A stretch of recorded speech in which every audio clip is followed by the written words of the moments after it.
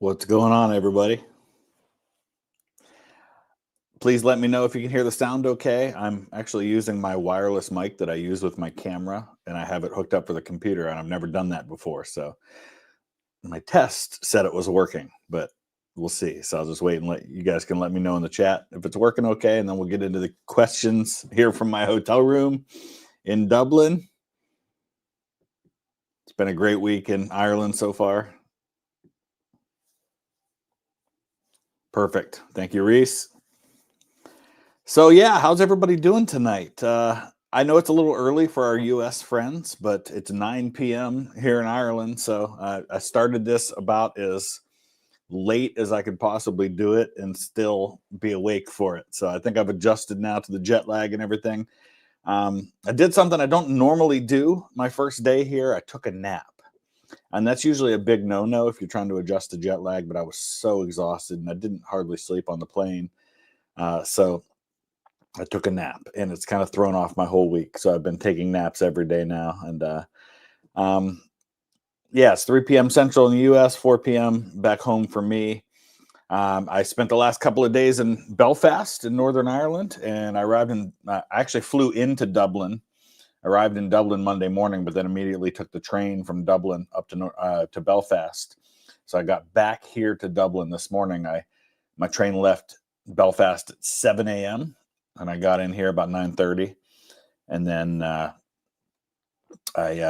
walked actually from the train station to my hotel. It was only about a 10-minute walk, but my hotel room wasn't ready, so I went out and explored. I'll tell you some about that as we go along. It is not a Premier Inn, though there is a Premier Inn nearby.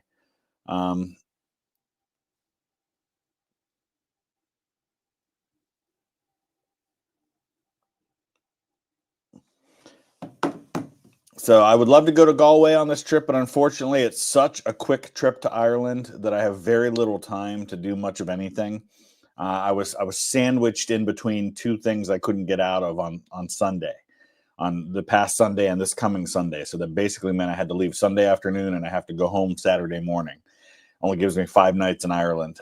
So I did actually, Mr. Willenshower, my hotel was the Titanic Hotel in Belfast, which is it was actually the Harland and Wolff offices that I was staying in. So all the like office rooms and like their drawing room was where the cafe was. And I had lunch my first day there. Really, really cool. So the Titanic, like you could see the slipway where Titanic and Olympic were built out of my hotel room window. It was fantastic. So I did a video on that. Went all the way around and showed all that. And then the museum, the Titanic Museum across the street from my hotel. Incredible stuff, mostly focused on the building of the Titanic, but also they had Aldous Hartley's violin there, the band leader. It was still strapped to his body when they found him floating several days later. They had a life jacket that was taken off of one of the bodies that was recovered by the Mackay Bennett, which was the ship that was sent out to recover bodies. So we'll go ahead and get into some questions here. I starred some of the ones from earlier, and then we'll go from there. Would you agree that Erich von Manstein was the greatest military commander during World War II and in German history? I don't know if I'd go that far, but he's definitely in the conversation for the best German. I think he's probably the best German general in World War II. I'll go that far. Beyond that, I don't know if I would say he was the greatest in World War II, period, though he's certainly in that conversation. He's certainly better than a Rommel, for example. I think Rommel's a little overrated.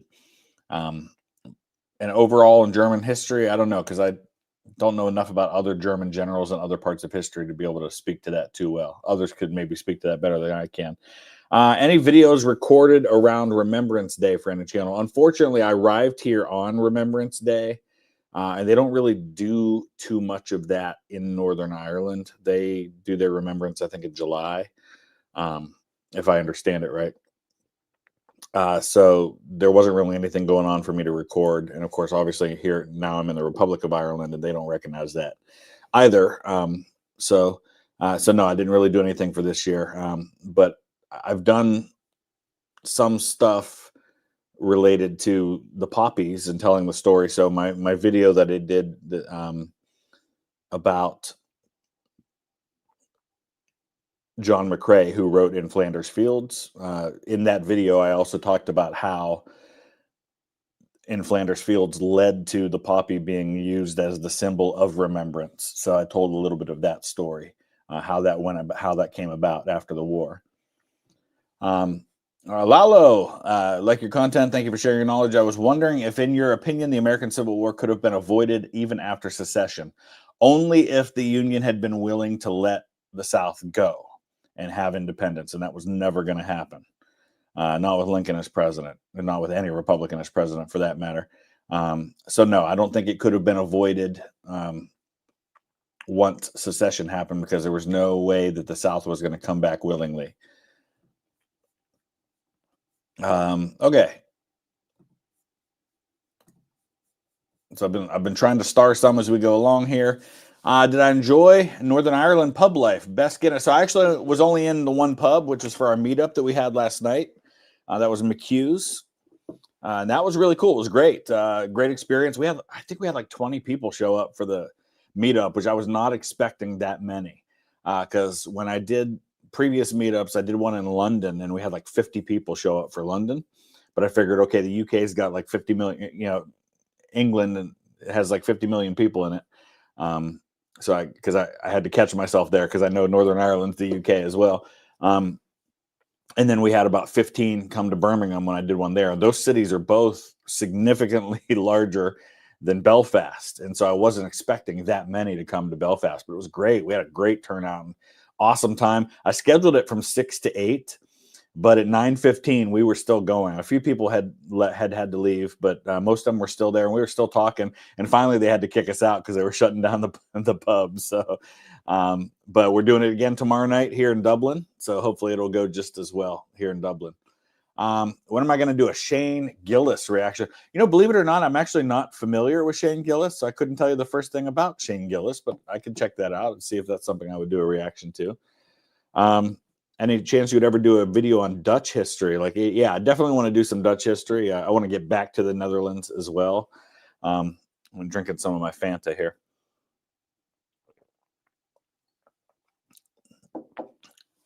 So yeah, at some point there will definitely be some Dutch history. Were Heydrich, Himmler, Keitel, Bormann, etc. loyal to Hitler, or more run-of-the-mill German royalist fascists? Heydrich and Himmler were definitely fascists. I mean, they were in it big time. Keitel, I don't know enough about him. Bormann, I think maybe was just really kind of a run-of-the-mill. But I mean, Heydrich and Himmler were psychos, man. I mean, those guys were nuts. So yeah, they were absolutely every bit as nuts as Hitler was. Mr. Terry says this room doesn't look very Irish. No, I'm staying in a chain hotel here. It's when I'm looking for a hotel, I'm looking for something that's close to transportation, but it's also walking distance to a lot of the places I want to go.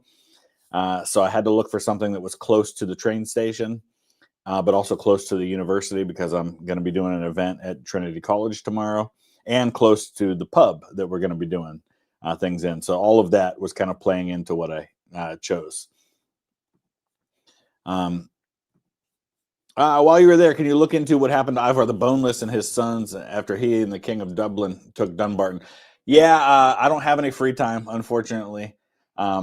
So if I had lots of free time, then yes, I would do that. But I have no free time. In fact, I can't do nearly the stuff. I had a whole list of stuff I wanted to do, and I'm doing like 3 of the 10 things that I wanted to do on this trip, just because I just don't have enough time. But I will definitely be back. And Viking history is part of what I definitely want to dive into, because there is so much Viking history here in Ireland.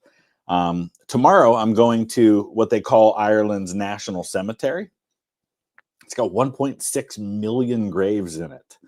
And it's where Michael Collins is buried. It's where the first woman ever elected to Parliament in the UK is buried, and a bunch of other really famous people. A bunch of the people who died in the Easter Rising, 1916, and the Irish Civil War, things like that.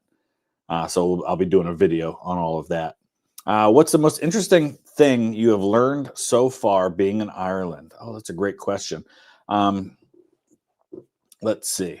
I've learned. Actually, it's funny. We spent a lot of the time last night in the meetup at the pub talking about um, just talking about because it was a pretty young crowd. I mean, most of these guys were probably like 18 to 30 that came. There were a few older ones like me, but just getting their experience and their view on things like the Troubles and on Irish history. And it was actually really fascinating to hear how there's generational divides on that stuff and how really there's a whole generation in Ireland now that's just like, you know what, we're over that. We're over that fight and that stuff, and people have strong opinions about it, but we're over it. So that was actually really refreshing to hear that is despite what was really 30 years of pretty nasty fighting at times. It seems like there has been a lot of healing here, even though there are ongoing contentious issues and things like that. Um, Hey, Joe, what's going on? Good to see you. Joe's going to be here tomorrow with me. But let's see. I will say this. I've noticed, even in my first day in Dublin, there's definitely, and I've read other people have said this, there's definitely a huge difference between Northern Ireland and the Republic of Ireland that you can tell. Uh, Belfast felt very British, which makes sense. It's part of the UK. But it did. It felt like I was in any city in England or Scotland or Wales. It felt very British. Dublin is much more eclectic. It's much more like a European mainland city, which also makes sense, right? Because they're in the European Union. They use the euro. A lot more ethnically diverse, as I've seen so far. Of course, granted, it's a city, but Dublin and the surrounding areas of Dublin make up like a third of the entire island population. So it'll be Friday that I get to go out and see like rural Ireland for the first time and my only time on this trip. Um, I guess that's yeah. I know Belfast is a very divided city, but it didn't feel that way when I was there. It felt very British. Um, so sorry about all the posters around the city. Marty said, "Yeah, it's election season. Ireland's got elections coming up on the 29th." And actually, I found the posters rather cool. Like it was cool how they were all like hanging on the poles. I'll take some pictures and post them on Instagram. Um, at some point. But yeah, it was pretty cool. No family this time, only me. Yeah, that's right.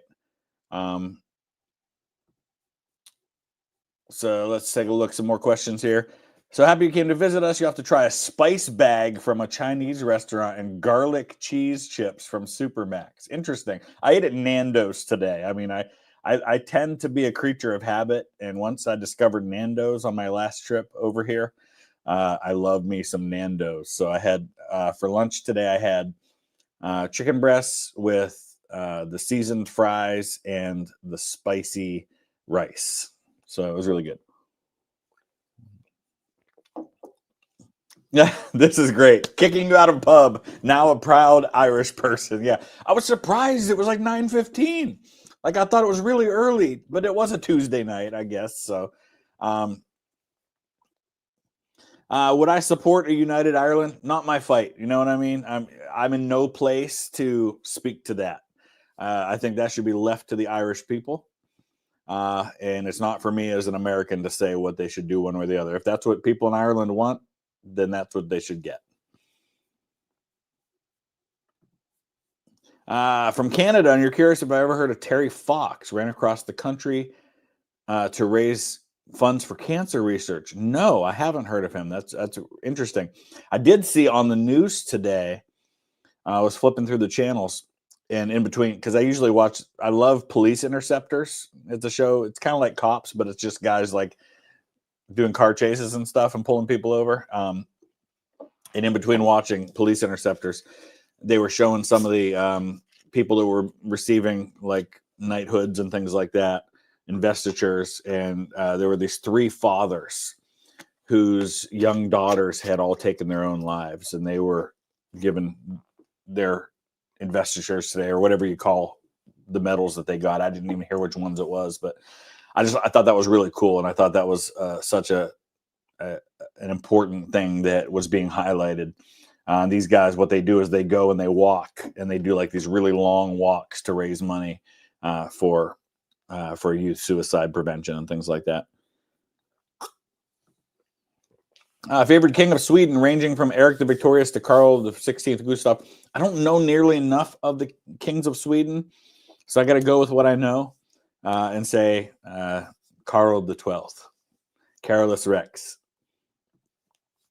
While the Irish do not do the poppy, we do have ceremonies for World War I and World War II Irish people. Yeah, I figured that, Marty, but do you do it on November 11th or do you do it a different time? Because that was what I was confused about, was when that was actually done. And yeah, I know the with the poppy thing, because as someone who follows Wrexham, that's been a big source of talking in the news about McLean, their captain, who is Irish and doesn't observe their remembrance stuff. And then I saw what happened with Celtic with the Green Brigade the other day, and all of that. Do fairies actually wear boots? I couldn't tell you. Haven't encountered any yet. Do you have any thought about reacting to the greatest events of World War II on Netflix? I know you have done Netflix content. I have. Yeah, I did All Quiet on the Western Front. Yeah, that's something we could do sometime. I hadn't really thought too much about doing that, but I did figure out how to record reactions to Netflix. There's just a setting you have to change in your browser to allow Netflix to be recorded by a screen capture device, so it's not really that hard. Have I ever visited the Alfonso front? No, but it's on my bucket list. I definitely want to get there. And I want to cover some other fronts besides the Western Front. Now, I've been to most of the big battlefields, not all the big battlefields on the Western Front, but I'd like to get to the Eastern Front. I'd like to get down to the Balkans. I'd love to do Alfonso. Those are definitely all on my list. A collab video on Irish history with Davey Holden. I'm open to work with anybody, right? I mean, if it's a channel content creator who's doing good stuff and there's a good idea for something we could collab with, I'd love to do that. And I do want to do more Irish history, especially because after the turnout was so fantastic at that meetup yesterday, and I expect tomorrow will be too. I didn't realize just how much of a reach this channel has had in Ireland. So I definitely want to do some more Irish history. John, what's going on, my friend? Ate dinner in an Irish pub at a later time than that in Florence. Are the Irish the real lightweights? Yeah, we did, huh? There are Irish pubs everywhere. My sister and I are planning, we're going to Italy together in January. We're going to Rome and Florence. And actually, in Florence, she was showing me on the map this Irish pub that was real close to our hotel where we're going. So I don't think it was the same one that we ate at. Actually, now that I think about it, it might have been the one that we ate at. I had forgotten about that. But yeah, there was an Irish pub in Salzburg, Austria. They're everywhere. Terry Fox, he ran across Canada with one leg, ran a marathon a day for months. Holy cow. Dang. As somebody who used to run 18 miles a day, I can't imagine running a marathon once with two legs, let alone a day with one leg. That's amazing. Good for him. That's dedication. Favorite Shakespeare play, and why is it Hamlet? It is Hamlet. So yes, you're right on that one. It is definitely Hamlet. Would you consider yourself a libertarian? I suppose there are elements of libertarianism in me, but the libertarians, just like the Republicans and the Democrats, they have certain policies and certain things that I've seen from them that make me say, I could never do that. I can never support that. That's why I kind of feel like a party orphan. I don't really like, all the parties have something that really turns me off to them. Some more than others, but like I don't know, just libertarians are just a little bit, I think, too far off the rails for me.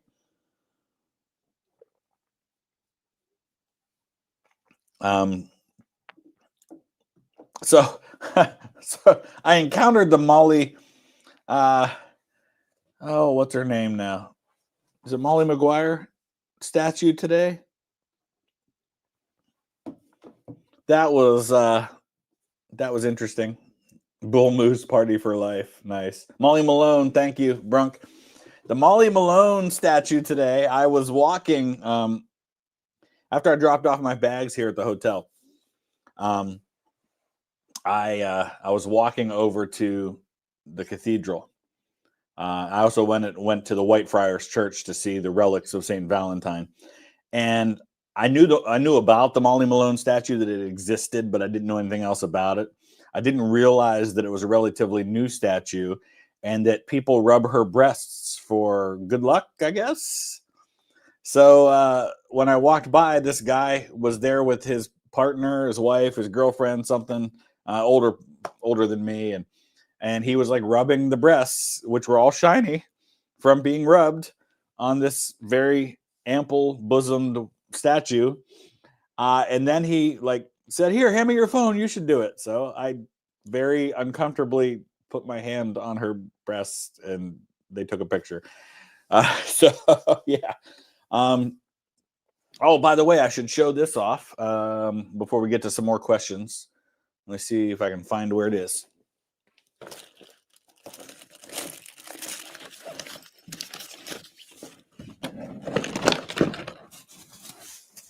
I always love it when people bring me interesting things. And in this case, I got myself my first football jersey from here, courtesy of one of my friends who came to the meetup last night. So check that out. Here, let me turn off the chat for a second.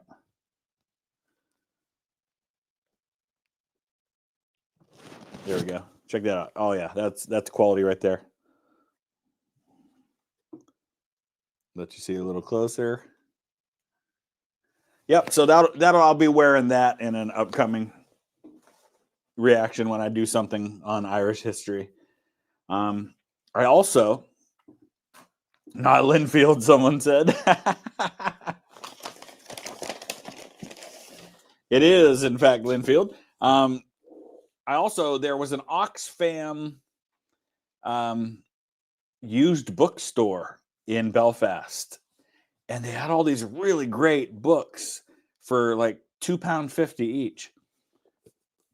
So for a total of £8, I got these books. I got this one, Forgotten Voices of the Great War, which is just all personal accounts of battles in the Great War and the experiences of the Great War. So love that. I don't know where I'm going to fit all this stuff going home, but this one's the photo history of World War I. Yes, I got all World War I books while I was here. And then this one is actually the secret Great War diary of Jack Martin. So that's just a diary of one guy. And they weren't legally supposed to be keeping diaries while they were at war, but a bunch of them did. So I have read a bunch of Stephen Ambrose, yes.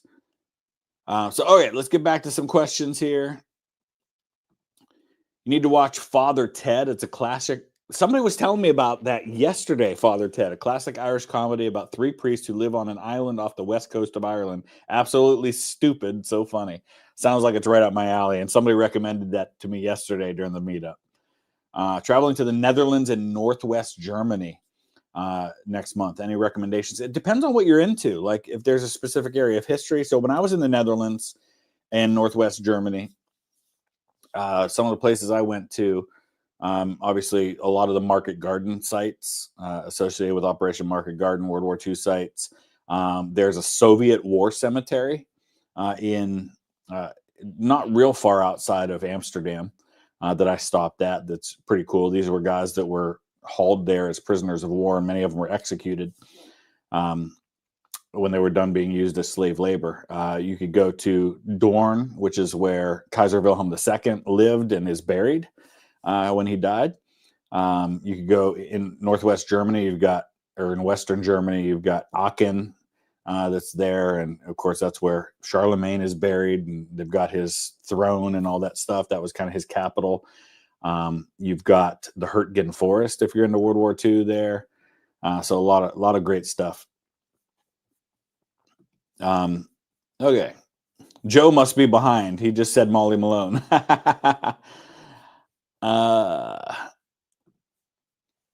Hey, buddy. Wondering if you were ever interested in Croatian history? Yes. Yeah. In Croatia is another place I would love to get to at some point. There's a lot. I mean, there's Roman history there. There's a lot of history going back thousands of years. That's definitely worth checking out.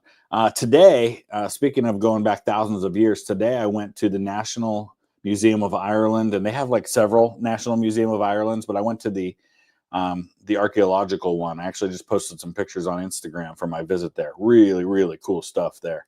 Incredible. They've got the bog people there, that like these bodies that they pulled out of bogs, and things like that, that were really well preserved. Crazy stuff. Yeah, I've had a lot of people asking me about playing Red Dead Redemption. I do have the game on both PC. Red Dead Redemption 2 on both PC and also um, on the Xbox. So at some point, like when I have some extra time, I'll try to do something like that. Um, yes, Ireland is treating me very well so far. Um, so, uh, like I said, mostly in Belfast and Dublin on this trip. So not a lot of getting out and seeing the rest of Ireland, but do have Joe and I are going to do this trip on Friday, and it's a little road trip out of town for about 10 hours, where we're going to go to Glendalough, which is where like this monastic community was. It was like 1,500 years old, and so you've got all these like Christian ruins that go back 1,000 years or more. A lot of it was suppressed during the suppression of the monasteries by Henry Tudor, but I'm going to go to Wicklow and Kilkenny. So we'll get out west of here and get out into the Midlands, into other parts of Ireland a little bit. I really wanted to be able to get to Cork. I wanted to get to Cove, because I really wanted to see like the Lusitania mass grave in Cove, but I just wasn't able to do that. Jerry, thoughts on Dave Collins' Columbine book? He does butcher the history. As somebody who personally knows the people he's writing about, not the victims, obviously, but their families. Every person connected to the Columbine tragedy that I know says Dave Collins' book was terrible. So that's all I can say about it. As somebody who is intimately familiar with not only those events, but also the people. And I know not just Rachel Scott's family, but I've known some people related to some of the other victims as well. Every one of them has told me Dave Collins' book was terrible. Yeah, the Separatists. Any cool historical sites so far? Yeah, so the place where the Titanic was built was amazing. That was really, really cool to see that. Getting to see the band leader's violin, that was unexpected because I didn't know. I know that it's been on loan at different museums. I didn't know it was there. So when I walked into the room, and then they had on the wall, they had all of the names of all of the passengers. And when you hear numbers like 1,500 people dying, that's one thing. When you see the names, it puts it in perspective, and you realize just how many people 1,500 lives is. So that was pretty crazy stuff. You found out that Merle Haggard is your third cousin once removed. That's pretty close.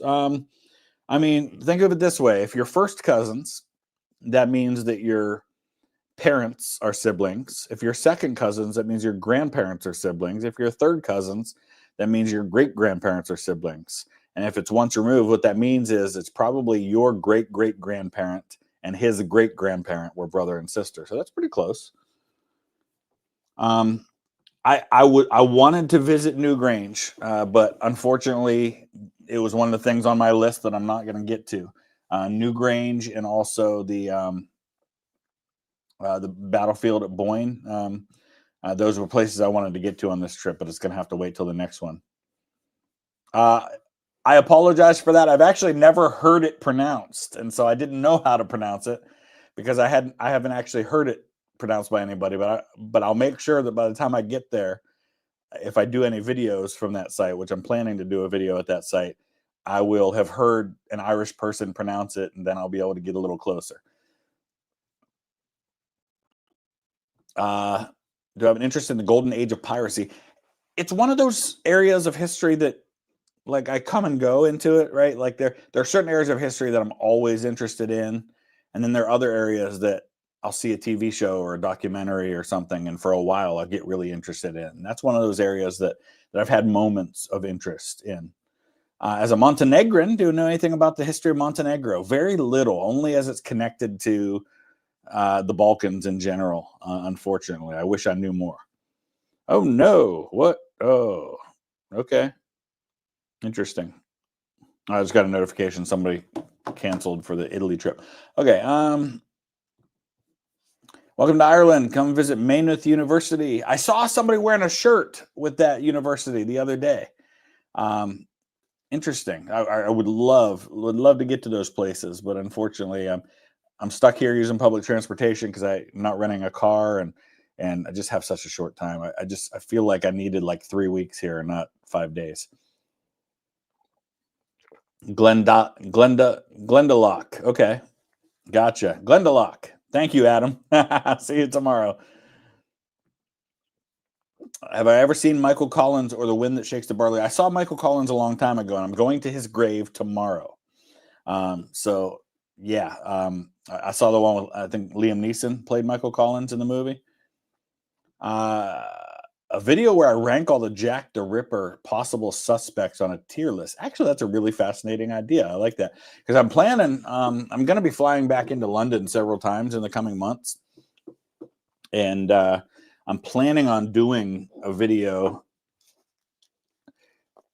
from a different perspective. And I know I wouldn't be the first one to do this, but instead of doing a video on the murders specifically, I want to do a video telling the stories of the victims, and more than just the fact that they were killed by Jack the Ripper, telling a little bit more of their history, because these were human beings. They weren't just prostitutes that got killed on the streets of London or Whitechapel. These were human beings, many of whom had families, and I want to tell those stories. Do I like Ireland? Yes, I really like Ireland. I've been loving it. The people here are amazing. I think they're some of the friendliest people I've met in any country that I've been to. Do I know about Louis Sukela, recipient of the Medal of Honor as a member of the U.S. Army and the U.S. Navy? No, I don't, but there have been a few of those. And actually, it's funny, they used to actually give 2 medals of honor. If you were, like, say, a Marine, you would get the Army Medal of Honor and the Navy Medal of Honor. The best historical find you have ever happened upon? For me, it was a Civil War era unit colors and a 41-42 star flag. Interesting. I think it has to be probably related to the artifacts that I found with my friends when we've been like trolling the battlefields of World War One. When we were in Verdun last year, it was about a year ago this month, we were going through this random field, and in the span of maybe 50 feet, we found 3 rifle grenades just laying on top of the dirt, and big pieces of artillery shells and whole like fuses and things like that. It was crazy, the stuff that we saw that even after 100+ years is still just being churned up by farmers as they go. Have you told an Irishman that you have family in, and if we know them? No, I'm not like that. Even though I'm obsessed with my family history, I would never be that guy. No, for sure. Never did that in Scotland or England or anywhere else I've been either. Do I feel mainland European vibe in Dublin the same as Paris, Amsterdam? Yes. Finn, hey, good to see you again here. I wouldn't compare it to like Paris or Amsterdam. I'd more compare it, I think, like Vienna, Salzburg. Obviously, Salzburg's a smaller town, but Paris, I don't know. Paris doesn't really compare to any other European city. I'm not a fan of Paris. And I didn't explore enough of Amsterdam to be able to say to that one, but it did remind me a lot of Vienna. Dublin does. So it gives me that kind of vibe, which is a good thing because I really like Vienna. No, I haven't been to Newgrange yet. I was able to visit the Nomadic. I walked past it going from my hotel to get into the city in Belfast. So yeah, I got to visit it after I went to the museum. One of my professors believes that the world wars will eventually be studied as one big conflict. I'm kind of with you that I'm hesitant to agree, but I understand the point that your professor is trying to make with that, which is that it's all connected. But if you just say that that's all one big conflict, why not connect it to the things that came before and after? Because without the Franco-Prussian War and the Russo-Japanese War and the Balkan Wars, you don't have World War I. And without the Napoleonic Wars, you don't have those things. And so where does it end? You know, that's the ongoing question we have when we're studying history is where do we start when we're telling the story and where does it stop? So I understand the point, but I don't think I agree either.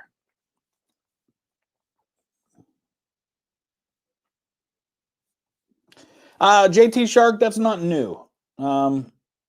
The person writing the book has always had an agenda. I mean, Julius Caesar writing his histories 2,000 years ago. You don't think he had an agenda with what he was writing? Everybody's got an agenda. If that agenda is spreading their religion, if that agenda is using it as propaganda for their side, if that agenda is making somebody look good or making somebody look bad, I feel like there's always an agenda. Some people are better than others at hiding it. And JT, I understand your point, though, because I think what happens today is that people look for an angle to stand out. So why tell the same story everybody else has told? I'm going to say, you know what? Everybody else has gotten it wrong. Here's the real truth of what happened, so that you can stand out, so that you can sell those books. So unfortunately, that's a problem. What's your favorite song that was inspired by a historical event? The Lost Battalion by Sabaton. More Irish history. Yes, I definitely want to do more Irish history. I have been very much enjoying my trip. I've been enjoying the people, everything. Just then in your second app for grad school, graduate in the spring with a BS in history and want to pursue a Master of Arts in American history. Good luck. That's awesome.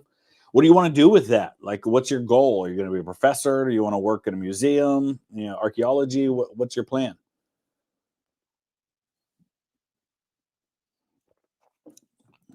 Have I split the G yet? I actually don't know what that means. So I guess I haven't. In Donegal, oh, very cool. I'll have to keep that in mind for when I can get to more of Ireland.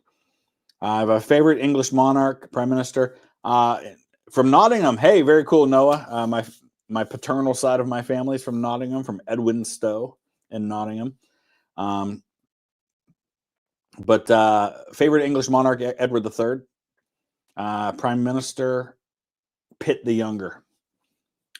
Zach from the great state of Ohio. And yes, Glenda Locke. I've got it now. I will be good to go moving forward.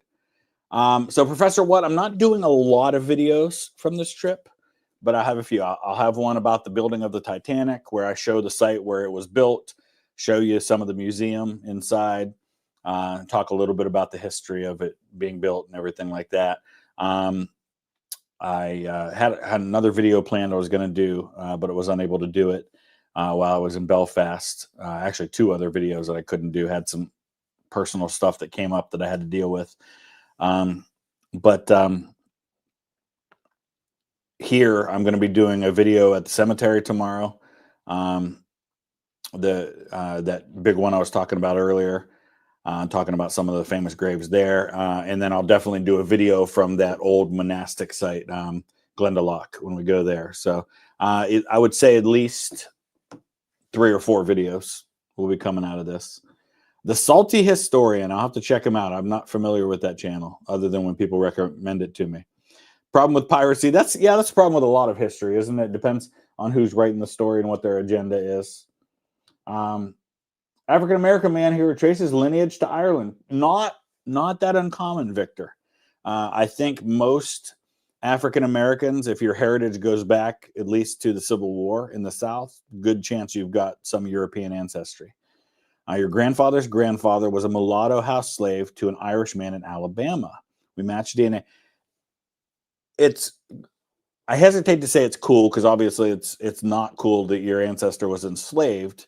But as one who also has enslaved ancestors, I do really love the fact that I'm able to learn something about her history. So I would guess that's probably the case for you too.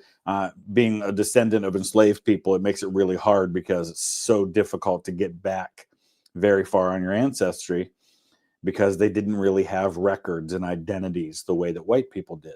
And it makes it really hard. So anytime you can find stuff like that, that's awesome. Also, go Bucks, Victor says. Very cool. Yes, go Bucks. Big game coming up. We got going to be playing Indiana and then Michigan. I'm going to the Michigan game, so I'm excited about that one. Yep, so I'll get to see Michael Collins' grave in the morning. Joe and I are going there. And then we'll grab some lunch, and then we'll be heading over to Trinity College. Oh, you're going to be there. Awesome. Very cool. I am excited. You're skipping an econ lecture. That is totally worth it. I would skip an econ lecture for something history related any day. So I'm glad you're going to be there. I can't wait to meet you.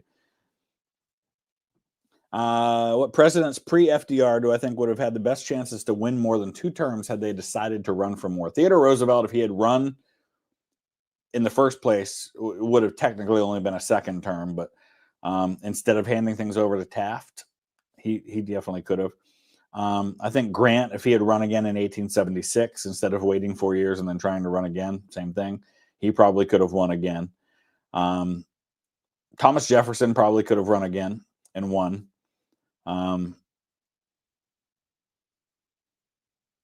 Beyond that, I don't know. It's a great question. Am I looking for a new channel? Try out Y Files. They take some old videos on the Cold War and Operation Mincemeat. Oh, very cool.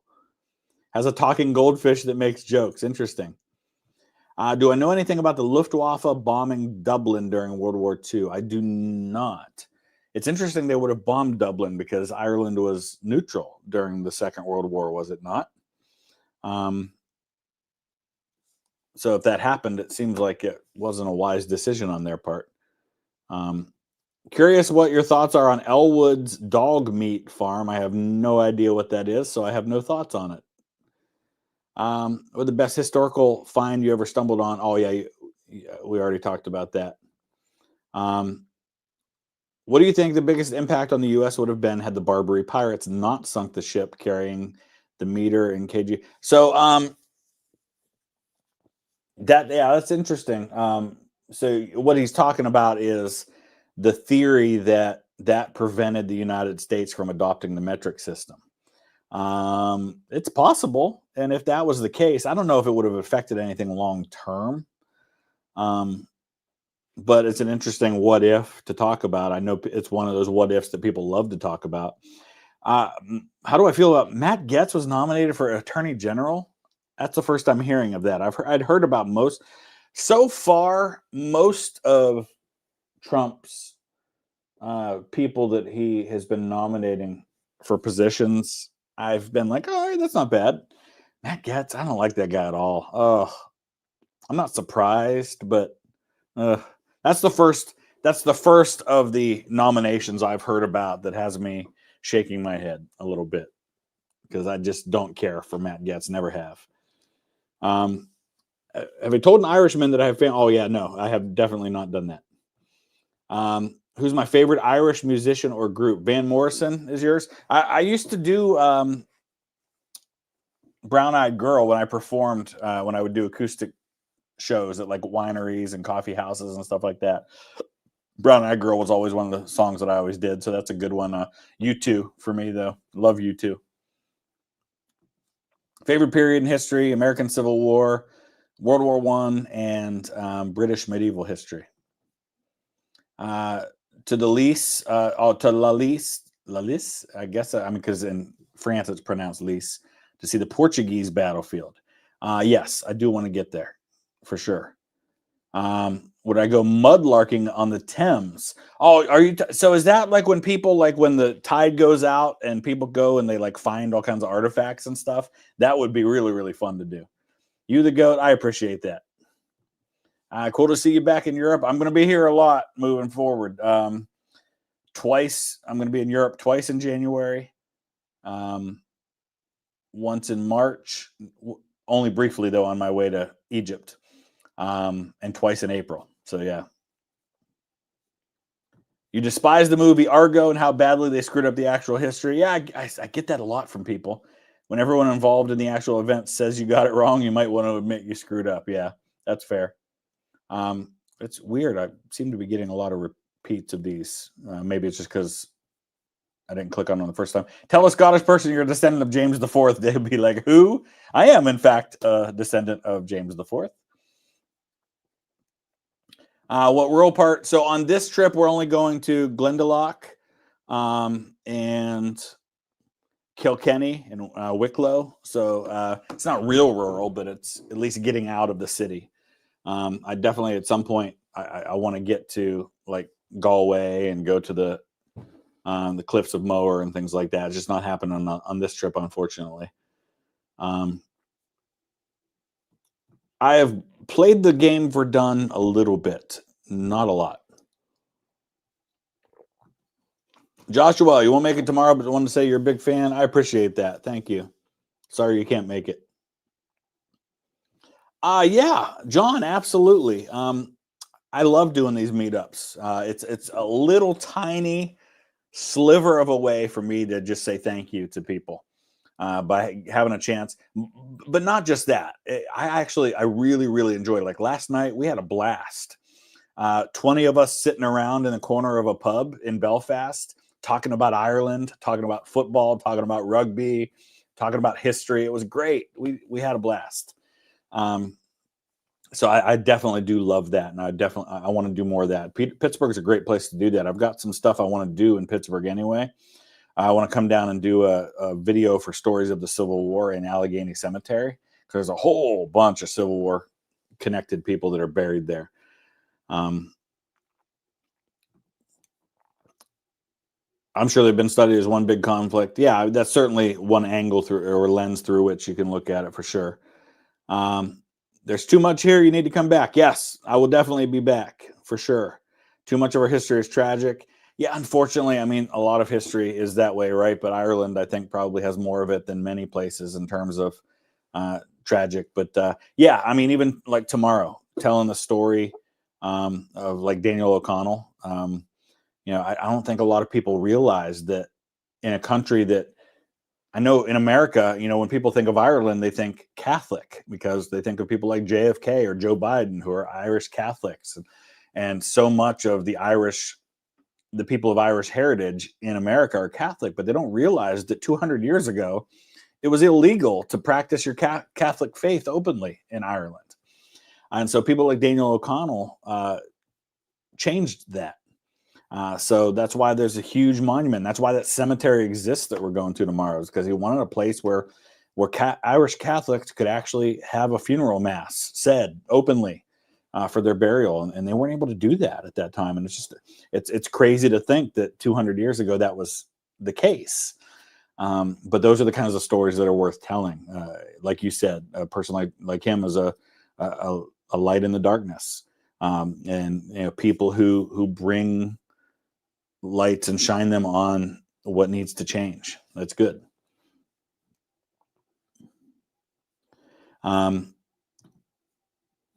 Be honest, even though I voted for Trump, some of his cabinet picks feel random, like Pete Hegseth.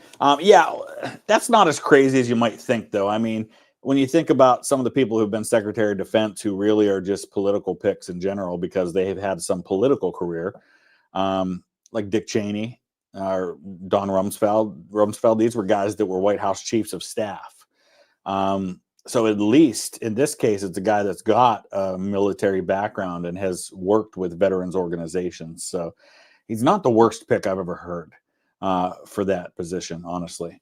But not crazy about that. Do I think Napoleon had a real chance to found a new dynasty? Yeah, I think he did. If he would have just quit while he was ahead, and held on to what he had instead of invading Russia and then all the disastrous stuff that came after, I think there was a real chance for that. Hey, Stefan, have I read much about the Irish War of Independence and consequent Civil War? No, but that's a period I'm wanting to learn more about after this trip.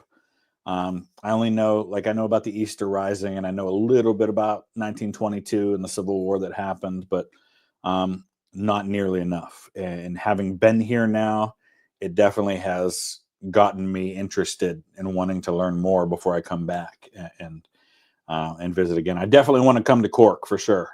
Cork is definitely high on my list.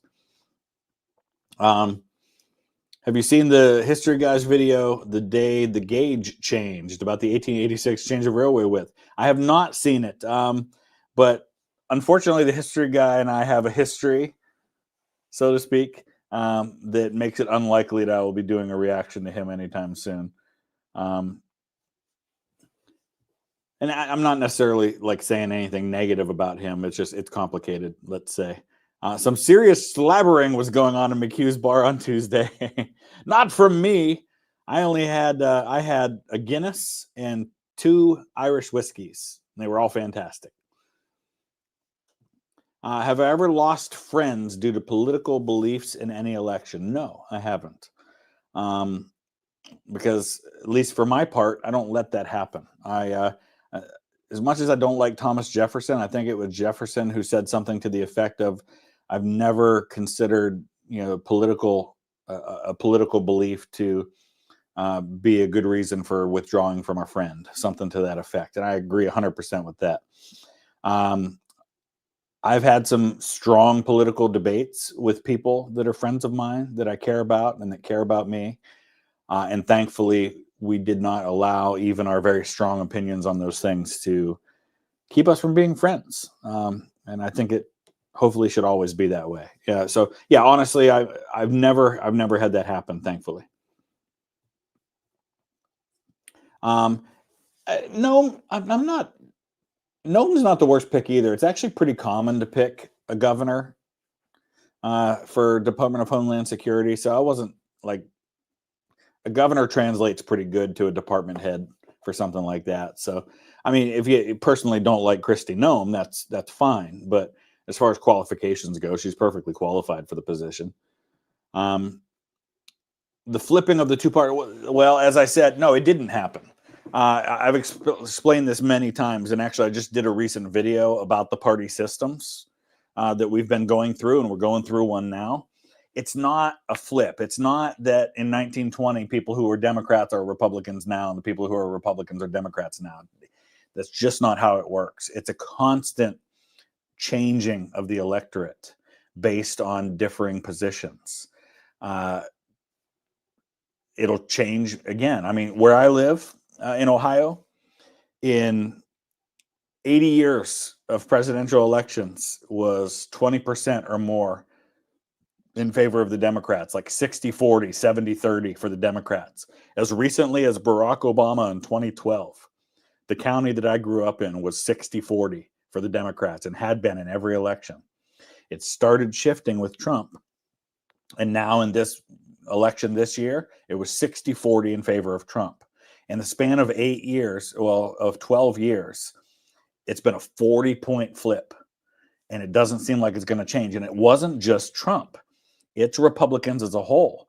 We have Republican congressmen now. We're going to have two Republican senators for Ohio for the first time in quite a while. That happens all the time as the issues change, as the loyalties of people change, and what matters to them change. So there was no party switch. There's constant party evolution, though. That it never stops. Jose, you're going to try and go to the meeting tomorrow and say hi? Be probably one of the few non-Irish there. Well, that's awesome. I'm glad if you can make it. That would be great. I get this, Seamus, people request this from me all the time, so I guess I'm going to have to just break down and do it.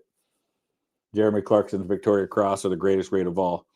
Hope you're having a good time in Dublin. Spent a week out there in March and had an incredible time. It looks like I'm here the right week because I just was watching the weather forecast and it's supposed to get cold this weekend and into next week. So I'm leaving at the right time, apparently. If Britain defeated the Americans in the American Revolution, what would have happened to the world? Great question. I mean, I think the United States probably ends up eventually like Canada as a dominion and then eventually kind of part of the Commonwealth of Nations. Beyond that, I don't know what it would mean. Jonathan, yes. Next time I go to Scotland, I will definitely do a meetup, and I'm hoping to get there in the next couple of months because I've been talking to the media guy with the Caledonian Braves, who I'm a part owner of, who is they're like a fifth tier Scottish football team, and I want to do a video about that, and I'm actually working on connecting with somebody, a couple of my favorite channels that do stuff about football, like Footy Adventures and Away Days, and one of those guys. So I'm going to try to connect with one of them to do something in Scotland in the next couple of months. So Glasnevin is cool because it's non-denominational. Yeah, exactly, right? It's Protestant or Catholic. And it was like one of the first places where stillborn babies could have a consecrated burial. Which is a big, big deal at a time when that wasn't possible a lot of places. So, yeah, I'm looking forward to being at that cemetery tomorrow. And that actually was something that was only put on my radar screen by somebody who made a suggestion. I think it was on Instagram. Somebody said, oh, you need to check out Glasnevin while you're there. And I'm like, oh, I'll have to look into that. And I found out, and it was really, really cool. Oh, you weren't able to get it off work, William? Oh, that's too bad. But we'll see each other soon enough, right? Hesketh is a 20-year combat vet. He's a great pick. Get sucks. Yeah, I agree, John. I agree. Have you ever lost friends? Oh yeah, you already asked me that. That's why this shows you I'm a little behind on the questions. Yeah, if you look at platforms between about 1885 and 1905, they crossed over. Yeah, I was definitely part of when it happened, but up until even the last 20, 30 years, both parties had like a liberal and a conservative wing and a moderate wing. It's only been in recent years that the two parties have really polarized so much. And I think as we move into a new party system, that'll undo itself some as there's new crossover between the parties. Have I ever visited Borodino? No, but man, do I want to go there in the worst way. But it won't be anytime soon, unfortunately. But I've seen, I want to get to some Napoleonic War battlefields. And that seems to be one of the ones that is largely intact as far as, like Leipzig, for example, is overrun by the city now. So a lot of the battlefields don't look anything like they did in the early 19th century, but Borodino apparently still does.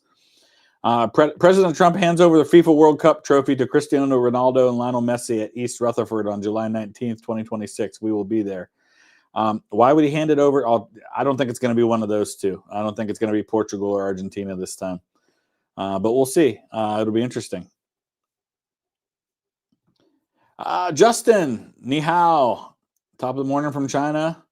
I did mention it earlier, but I really, really want to go to Newgrange, but just didn't have time to fit it in this trip. But I will be back, and I will definitely go to Newgrange when I come back. Most talked about period of history and under talked about for you, it's the American Revolution, and under maybe Victorian Britain. I think it's kind of the period we call the Dark Ages. That the end of the Roman Empire, of the Western Roman Empire, up to like the medieval period, that 1,000 years or so. Obviously we're talking about it more when we talk about Vikings and things like that, but otherwise I wish we talked about it more. How do I think Louis XIV would have reacted to the French Revolution? He would have crushed it. He was a much more decisive leader than Louis XVI was. What are my thoughts on Doge? I did find it really interesting that they're calling it that. Department of Government Efficiency. Isn't that interesting that I don't think it's the worst idea. I don't know I would have put specifically those two guys in charge of it, but I actually thought Vivek Ramaswamy was going to be our senator to replace J.D. Vance, but that's not going to be the case now. I'm guessing Governor DeWine told him he wasn't going to pick him, so that's what made him available for this. I like the idea of rooting out government corruption and doing something about it, but I guess we'll have to wait and see like how that plays out in practice. What does that look like? Is it going to be effective, or is it just going to be one more government bureaucracy that is there to get rid of other government bureaucracies? I don't know. Recommend the Atlas of the Irish Revolution book. Interesting. Okay. Don't. Yeah. You know what? And one of the things you have to learn is there are certain people you can't talk politics with. There are people in my life I will not bring up anything to do with politics or current events with, because I know they're incapable of having a rational conversation if it goes down that road. So for the sake of our friendship, I don't bring those topics up, and I don't engage if they bring them up, because there are some people who seem like they want to bring it up every chance they get because they like to fight about it, and I just avoid that. I'm just like, I'm not talking about that with you, because it won't end well, and I care about you too much as a person, as a friend, as a family member, to go down that road. And sometimes you just have to do that. You might make a history channel on IWOI purely for your reactions. Interesting. Will you react to some videos about the interwar period? Yeah, that's actually a really under-discussed part of history. I agree with you, Bruno. That's a good idea. Can we all agree Trump should pick Chris for Secretary of Education? But he's getting rid of the Secretary or the Department of Education, right? Listen, I know everybody says, "Oh, that's part of Project 2025," and he's embracing it. No, it's not new. The Republicans have talked for decades about eliminating the Department of Education, and they haven't done it yet. So I wouldn't hold my breath that they're going to do it this time. Yeah, Tulsi Gabbard's going to be in charge of something. It'll be interesting to see where he puts her. Maybe ambassador. Who's going to be? No, who's going to be? Elsie, or at least Stefanik is going to be the UN ambassador, I think. So I'm sure Tulsi Gabbard will get something. Part of the reason you love Jefferson politically, yeah, because that said, Jefferson also could be kind of a jerk when it came to his political opponents. So he's such a contradiction at times between things he says and the things he does. Dublin is great, but it is more expensive here. I've noticed that, even just because I ate at Nando's in Belfast and then I ate at Nando's here, and it was way more expensive here. I have been to the Black Country. My family's from the Black Country. I haven't uploaded it yet, but I have a whole video that I recorded at the Black Country Living Museum. I spent a whole week in Birmingham, and I went while I was staying in Birmingham. I went up to a lot of the places, West Brom, Tipton, Prince's End, Dudley. That's where my family came from. I wrote a whole book on a family that came from the Black Country. So yeah, I did spend quite a bit of time there. I've been there a couple times now. Has the history guy done any collaborations? I don't think he does. No. So I got to meet the history guy last October. We were in Germany and Austria at the same time. I did this group tour that some of the folks in the chat were on. And then after I announced my group tour, he announced one starting the day after ours with the exact same itinerary. So it was hard not to feel like there was a little bit of copying going on. And we were staying in the same hotel. So we did meet briefly. I got a picture with him. It's up on Instagram. And he was friendly enough with me. But I heard some things from our tour group later that really rubbed me the wrong way. That made it sound as though he was rather condescending to basically all other history channels besides his own. And like I said, that I didn't hear it directly, but enough other people told me that they heard it said that it really bothered me. Glasnevin Cemetery tomorrow morning. Yes, going to be there right when they open to do a video. I'll be doing a video for the channel from there. A lot of your family's buried there. Interesting.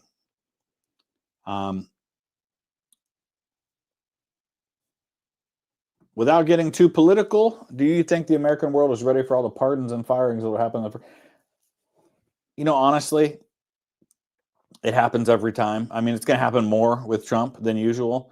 But the first day that a new president comes into power, like, they have all these executive orders lined up. So there's a lot of stuff that like immediately changes. Like when Biden came in, his first day in office was undoing a whole bunch of Trump's executive orders. And that's the problem with executive orders, is that they just immediately get undone by the next president when they're things that aren't passed by Congress. So it's not unusual. It's going to be probably more than usual. And honestly, when at the risk of sounding like I'm defending Trump, because Donald Trump says a lot of really stupid things. And he said a lot of really stupid things that have rightfully caused people to be worried about his presidency. So he's earned that. But at the same time, sometimes people take stupid things that he says and completely spin them in a way they weren't intended.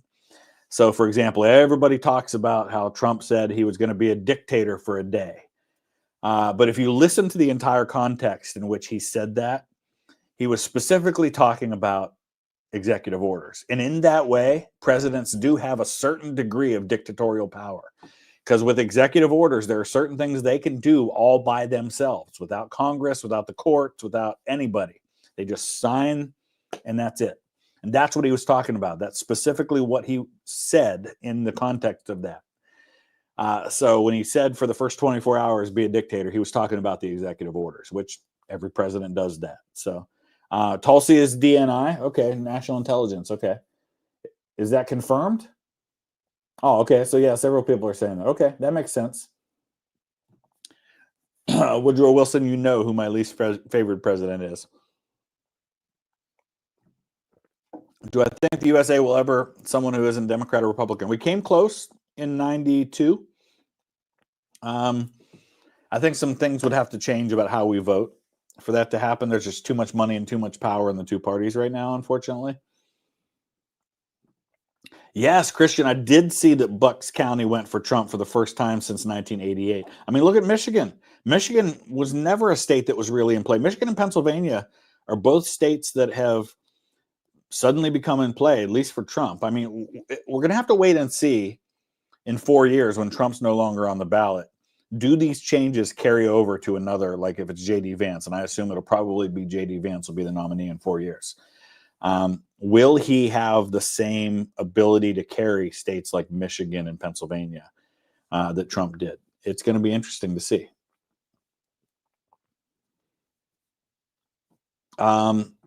That's Seamus. That's a good one. Bill Slim's definitely in that conversation for underrated military commanders. I can think of a few others, like from World War I, like Monash or Curry, who I think were fantastic generals that don't get talked about nearly enough. Yeah, Scottish Mad Lad. So I've been to most of the big sites in Scotland. There are still some places I'd like to get to. I'd like to spend more time in Edinburgh because there's some places I didn't get to. I want to get up to Stirling Castle. I saw it from the road as we drove by, but I want to get to Stirling Castle. I want to go to Bannockburn. I want to go to Perth. I want to see like where Robert the Bruce is buried, things like that.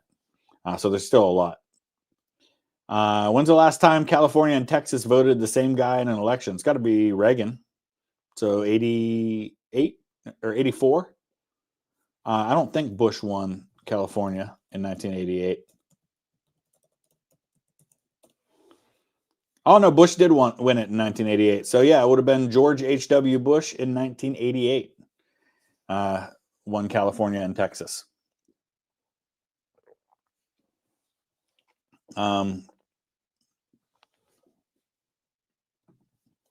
Percent likelihood Vance wins the 2028 presidency. It's too hard to say right now. I think it's about a 90% chance he's the nominee for the Republicans. It's going to depend entirely on how these next 4 years go. If Trump's presidency goes fairly well, if the country is in a good place in 4 years, especially economically, then yeah, he's got a really good chance. But you saw what happened this year. Incumbent parties do terrible if people feel like the country's not headed in a good direction. And only like 28% of people thought the country was headed in the right direction. That is an impossible number to win if you're the incumbent party, even if it's a different candidate. So it's going to depend entirely on how people perceive the state of our country. And it's just way too early to tell what that's going to be because we don't know what's going to happen. What if we have another COVID? What if we have a war that breaks out? There's so many variables that we don't know about right now. Cold blast next week. Yeah, I was just watching that on the news. I'm glad I'm skipping out of here before that hits. Honestly, I haven't been following much of German politics. My understanding, though, there's a bit of a kind of a move back to the right in Germany, which always probably makes people a little nervous, right? Defunct Land World's Fair videos. I'd have to check that out. I'm not familiar with that. Yeah, I mean the number one thing with dealing with jet lag is don't go to sleep until the normal time you go to sleep. So if you arrive at 9 a.m. after an overnight flight, stay awake until at least like 9 p.m., 10 p.m. You're going to be tempted at like 3 or 4 in the afternoon to take a nap. And if you do that, you're going to mess yourself up for the whole week. Stay awake. If you stay awake until your normal bedtime that first night, move, walk around, get out and walk and explore, do 15,000 steps, grab dinner, things like that. If you do that, you'll be okay. And by the next day, you've handled it really well. Yes, Yarn Hub, and they're big supporters of Vlogging Through History as well. So I do love Yarn Hub, and I'm also a patron of theirs. So, your government. Oh, so yeah, it's complicated. Your government just broke up, and you're heading towards early elections. Okay, be interesting to see what happens there. Will the U.S. buy Greenland? No, it's not going to happen. I don't think Greenland's for sale. Where was I on September 11th? I did a whole video on this. Actually, you can see it on the channel. I did a whole video sharing my memories of everything that I remember about that day, what I was doing, how I found out, all that stuff. Hey, VTH from Virginia, love your channel. What's my favorite history video game? It's got to be Grand Tactician Civil War. I really, really like that game, and I've played a ton of it on my gaming channel. Do I think England could have ever been Catholic? Yeah, you know what? So maybe by the time of after Elizabeth I, it's probably too late. The best chance for England to stay Catholic is had Mary I and Philip, who was King of Spain, had they had children. You would have had a Catholic monarch. You would have had a union of those two crowns and a personal union. And then I think at that point, England stays Catholic. When did the Roman Empire end? Isn't that an interesting question? You could say in the 5th century. You could say in the 19th century, depending on how you argue. You could say the 15th century, right? I tend to say the 5th century. I mean, the Roman Empire as we know it anyway. Is anything about Horatio Gates redeemable to you? Nothing I can think of off the top of my head, although I'm sure there are things if I looked more into his story. Give Ulysses Grant 100,000 men and give Napoleon 80,000 men. Who wins if equal training, morale, food, rest, and equipment? Napoleon. Yeah, Grant's a great general, but he's not Napoleon. I have not been to the Imperial War Museum, and that's a place that I keep saying I'm going to get to when I'm in London, and I haven't done it yet. Famous pub called the Gravediggers is located attached to Glasnevin Cemetery. Interesting. Okay. I wonder if they have food, because if they have food there, maybe that's where Joe and I can grab lunch before we head to Trinity College while we're out there. I'll have to keep that in mind tomorrow. I work nights, so I can't come to the meetup. Sorry you can't make it, but yes, I am enjoying the city so far. Yes, our republic's going to survive for just fine. All that stuff about, oh my gosh, it's going to be the end of our democracy. No, it's not. It is not. There are too many other checks and balances. And I'll give you a perfect example. Look today. The Republicans in the Senate chose John Thune as the Senate majority leader. That is a direct indication that the Republicans are not going to let Trump get too crazy, because they didn't pick Rick Scott, who was Trump's hand-picked person for that role. And the House majority is going to be so razor thin for the Republicans, and there's a good chance the Democrats will take the House back in 2 years. And at that point, they will bog down everything Trump does in investigations and in committees. The Republic is going to be fine. How do you go about finding out if a relative who emigrated through Ellis Island but left no descendants? All you have is a 1905 ship's manifest and a record of an inheritance in the 70s.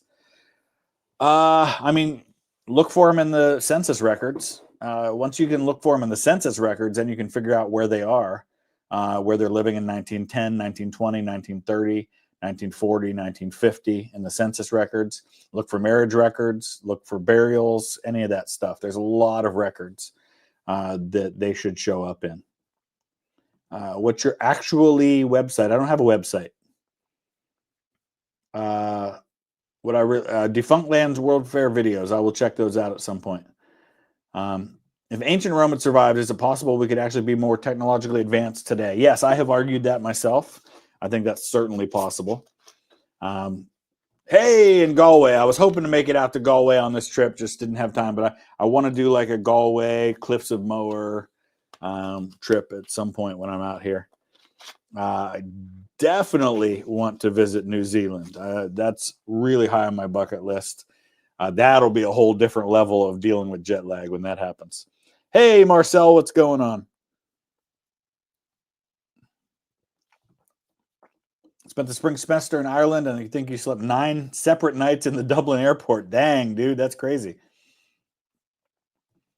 Loved your videos on the old U.S. election campaigns. Oh yeah, that's the game. Yeah. Which of these did you enjoy the most? I think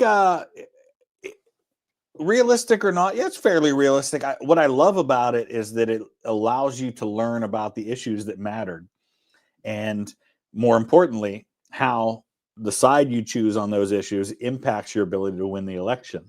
And you start to find yourself compromising. You're like, well, this is how I really feel about this issue, but I'm going to say this instead because that's what's going to get me more votes and help me get elected.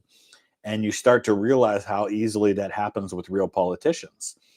You know, sometimes they're afraid to say what they really think because it might not get them votes. And if you don't get elected, you can't do anything about what you really think. So my favorite one, though, was trying to tank Woodrow Wilson so he would lose. Hey, I'm doing well. We're gonna go another 15 minutes or so. I'm gonna wrap this up. It's gonna be 10:30 here, and I've got an early start tomorrow. So, in Dublin, I'm gonna do some tourist areas. I mean, I walked around a lot of the town today.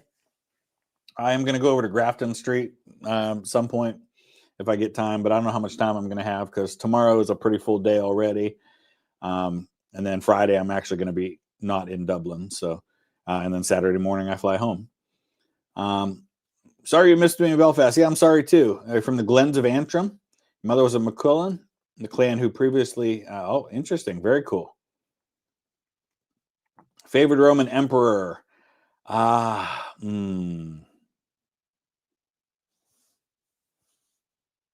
Constantine. From a historical point of view, what's your reaction to Trump getting rid of the federal involvement in education? Well, he hasn't done it yet. Let's wait and see if that happens. Obviously, in the past, that would have been an issue because you had, like in the South, the lost cause being taught. And that's part of why I think the federal government got involved in education is because of stuff like that. So we'll see. I'd rather hold off and wait and see what actually happens because like I said, the Republicans have been saying for decades they were going to get rid of the Department of Education. Just not entirely sure they've got the votes to do it. With the fall of the Greeks and Romans, why does it always seem the world gets worse? I don't know. It's hard to say. Anytime you have a great power that has a lot of influence that falls apart, there's kind of a rebuilding period for civilization. Do I think China will invade Taiwan if we stop helping Ukraine? No, I don't. I don't think China's going to do that. And it looks like the team that Trump's putting together is a very hawkish group when it comes to China. So I think they'll hopefully avoid that. Yeah, I really wanted to, Rachel, but I looked about a week ago and all the tickets were sold out. It's a limited number of tickets available to tour that jail. I really wanted to do that, but I just couldn't get tickets for it because that would have been what I was doing tomorrow morning if I had been able to get tickets. James Callender would say hello if he wasn't drowned in shallow water. Talking about the guy that was one of the lackeys for Thomas Jefferson. Everyone usually says, what if Henry V had lived longer? What if Charles V the Wise had lived longer? Maybe he wins 100 Years' War, but I still think Henry V living longer is the most certain outcome that you have France and England under one crown for at least a while. Has there been a time in American history when the common people were so divided and politically charged? Yeah, we had a civil war. So yeah, we definitely did. We legit went to war with one another. So 2 Nandos while there. You were really addicted, says the guy who had it 2 times in Cambridge as well. Yeah, I blame you people for introducing me to Nandos, Marcel. No, the questions I'm reading are not members only. I'm just scrolling through everything, but unfortunately I'm way behind on them. So currently deployed in Syria in support of OIR. Interesting. Watching for years.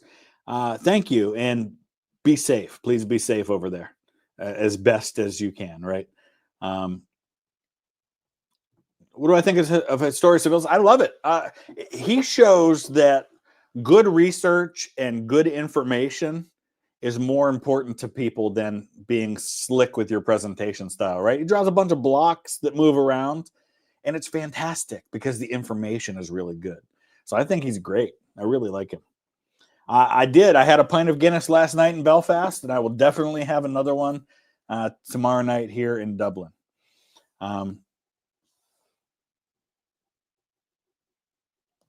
So Adam's telling me about the stew. Okay, very cool.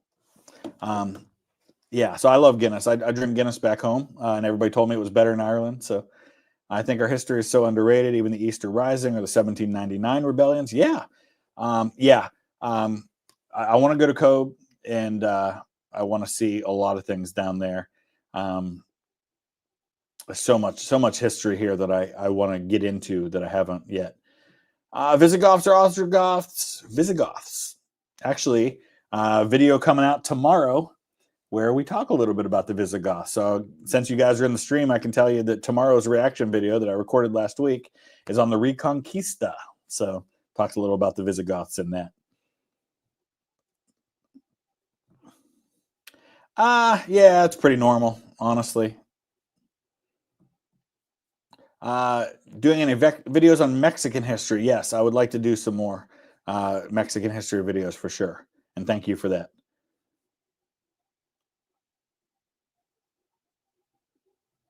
Let me get caught up on some more of these here. I don't like cheese. I'm not a fan of cheese. There are 2 situations in which I eat cheese. One is on pizza, and the other is in mac and cheese. And the only kind of mac and cheese I eat is Kraft mac and cheese. Other than that, I consume no cheese.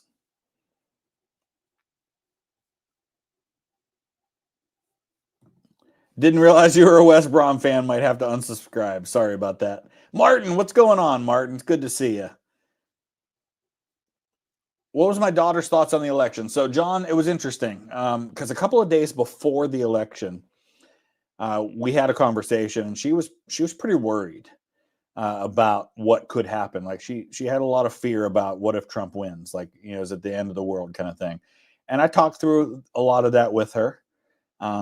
Didn't try to convince her of that. Let her feel those emotions, and then she voted.